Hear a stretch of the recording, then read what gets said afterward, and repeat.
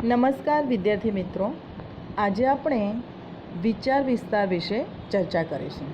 સૌપ્રથમ તો આપણને એમ થતું હશે કે વિચાર વિસ્તાર એટલે શું? તો કોઈ પણ પંક્તિને વિસ્તારપૂર્વક સમજવી તેને વિચાર વિસ્તાર કહેવાય છે।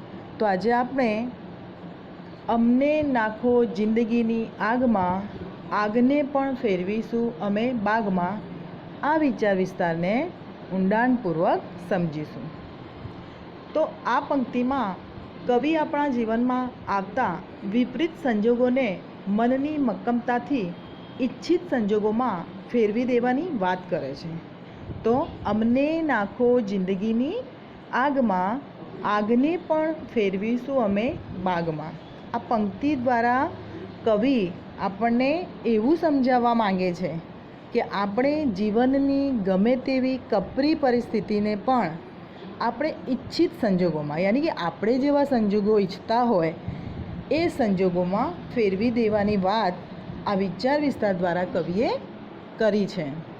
માણસના જીવનમાં ડગલે ને પગલે સંકટો કે પડકારો આવતા રહે છે। મનુષ્ય જીવનમાં ડગલે ને પગલે યાની વારંવાર સંકટો કે પડકારો આવતા રહે છે। તો વિદ્યાર્થી મિત્રો, આ પંક્તિ દ્વારા કવિએ એવું સમજાવ્યું છે કે આપણે આપણા જીવનમાં ગમે તેવા કપરા સંજોગો આવે તો પણ હાર માનવાની નથી, પણ શું કરવાનું? આપણે આવા પડકારો ઝીલવા માટે હંમેશા તૈયાર રહેવું જોઈએ। જો આપણું મન મક્કમ હોય તો ગમે તેવી વિકટ પરિસ્થિતિમાં પણ આપણને ઊની આંચ આવતી નથી। માણસના મનમાં એવી છુપી શક્તિ રહેલી છે કે તે મુશ્કેલીને પણ મહેફિલમાં ફેરવી શકે છે।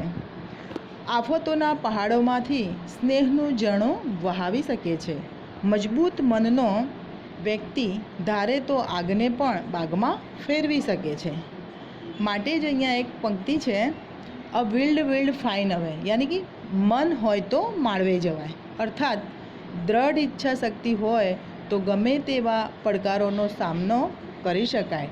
એટલે જ તો કહ્યું છે કે અડગ મનના મુસાફરને હિમાલય પણ નડતો નથી। પ્રાચીન કાળમાં જંગલોમાં ભટકતો માનવી આજે જળ, થળ અને નભનો સ્વામી બની બેઠો છે। એ મનની મક્કમતાનું જીવતું જાગતું ઉદાહરણ છે। મક્કમ મનોબળવાળો આ માનવી શું ન કરી શકે? આમ દ્રઢ મનોબળ અને ઈચ્છાશક્તિ હોય તો ગમે તેવી વિકટ પરિસ્થિતિને પણ પોતાને અનુરૂપ કરી શકાય છે। તો વિદ્યાર્થી મિત્રો, આ હતી આપણી વિચાર વિસ્તારની સમજૂતી। તમને સમજૂતી પસંદ આવી હોય તો ચેનલને લાઈક કરો, શેર કરો, સબસ્ક્રાઈબ કરો। Thank you.